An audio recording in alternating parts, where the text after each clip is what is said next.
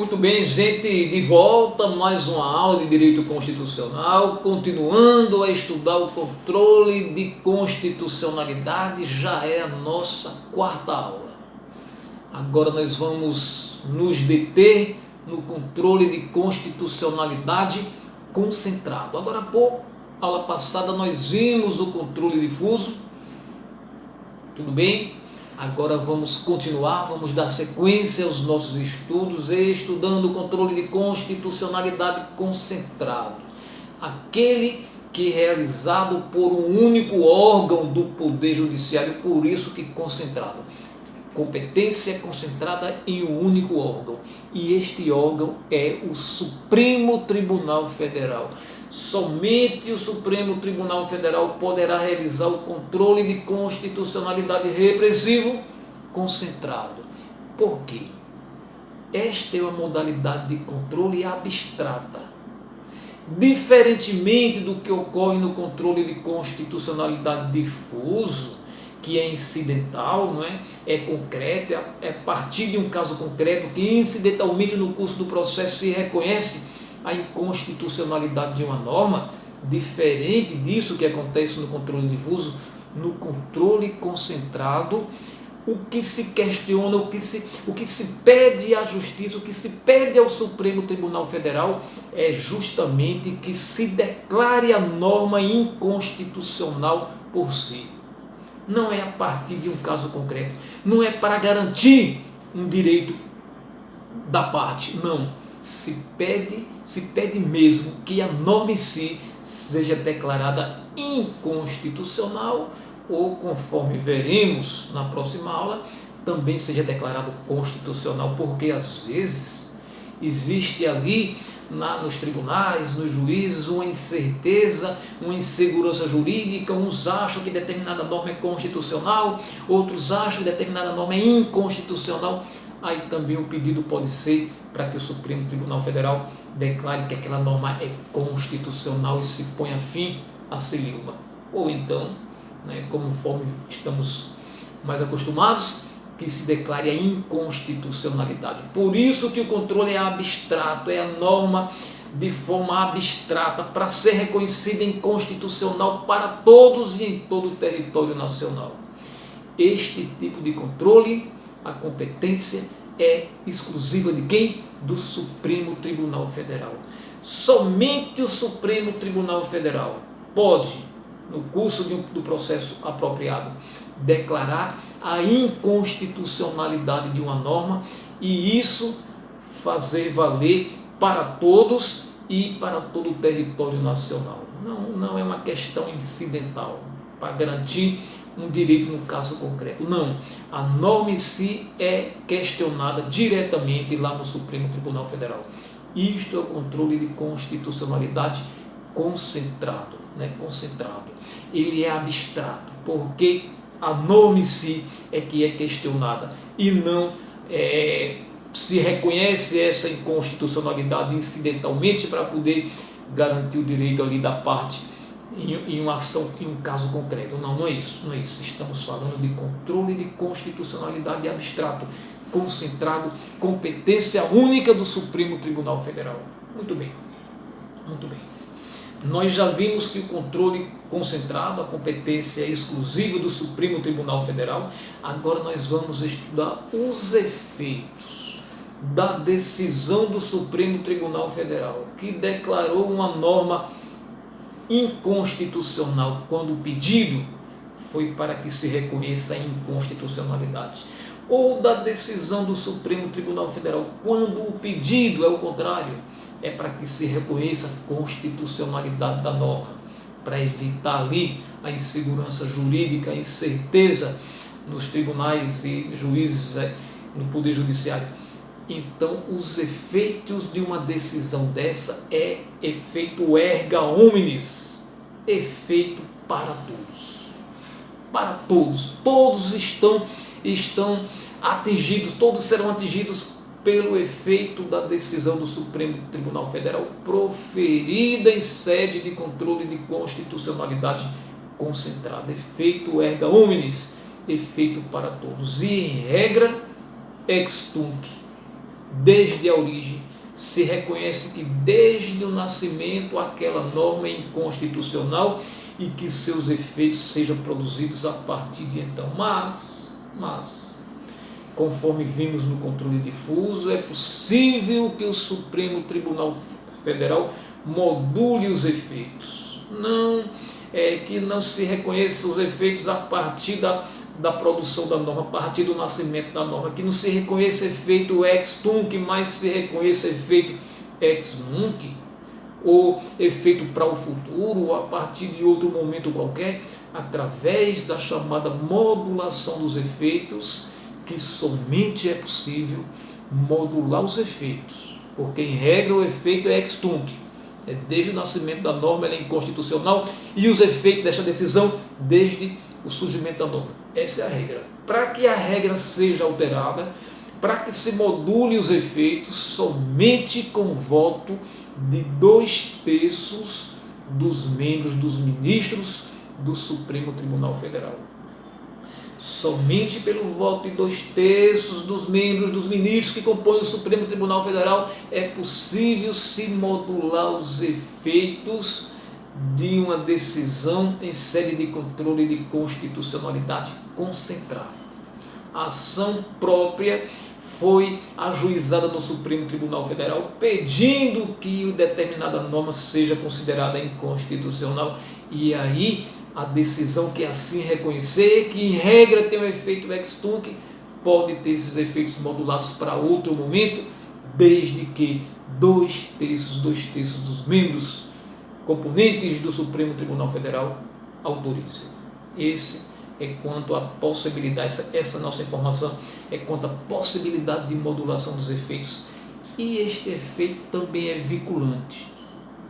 Decidiu o Supremo Tribunal Federal em sede de controle concentrado de constitucionalidade, sua decisão vincula a todos os órgãos do Poder Judiciário e vincula toda a administração pública, federal, estadual e municipal. Muito bem. Quando nós estudamos o controle de constitucionalidade difuso e fomos atrás da legitimação ativa, quem podia provocar o Poder Judiciário no controle de constitucionalidade difuso, nós vimos que qualquer pessoa que pode ser parte em um processo possui essa legitimação.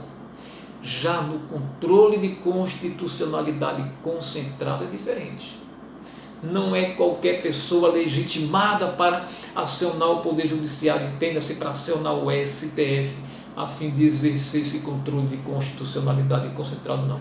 São alguns os legitimados, e eles se encontram anunciados no artigo 103 da Constituição Federal, né? Artigo 103. Quem pode acionar o Poder Judiciário, aí vai ser através de uma ação direta de inconstitucionalidade, vamos estudar isso na próxima aula, ou uma ação declaratória de constitucionalidade.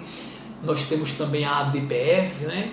Tudo isso vamos estudar nas aulas seguintes, mas para este momento entenda que os legitimados ativos para provocar o Supremo Tribunal Federal, para pedir que o Supremo Tribunal Federal exerça o controle de constitucionalidade concentrado, abstrato, são os seguintes: a teor do artigo 103 da nossa Constituição.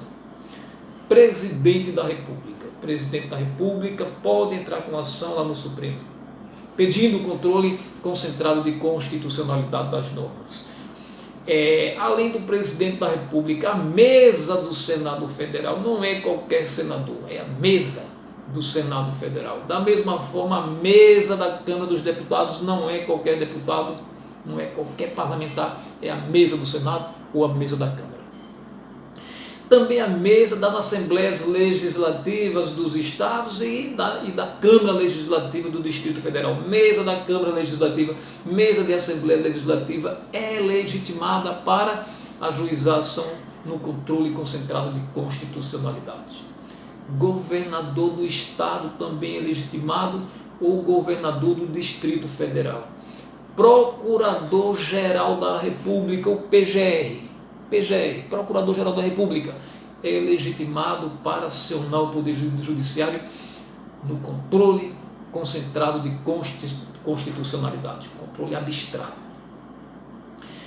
Conselho Federal da Ordem dos Advogados do Brasil e partido político com representação no Congresso Nacional e ainda confederação sindical ou entidade de classe de âmbito nacional. Se você observar esses 9 legitimados, nós temos 9 pessoas, 9 autoridades, 9, vamos corrigir, nós temos 3 pessoas, 3 autoridades, nós temos 3 mesas e nós temos 3 entidades. Quem são as pessoas? Presidente da República, Procurador-Geral da República e Governador de Estado ou Distrito. São as 3 pessoas. Temos também 3 mesas. Mesa do Senado, mesa da Câmara, mesa das Assembleias. Das Assembleias dos Estados ou da Câmara Legislativa do Distrito Federal. 3 pessoas, 3 mesas e temos também 3 entidades, né? Aí nós temos partido político com representação no Congresso Nacional, não é qualquer partido político, precisa de representação no Congresso Nacional, pelo menos um deputado, pelo menos um senador, é primeiro das entidades, né?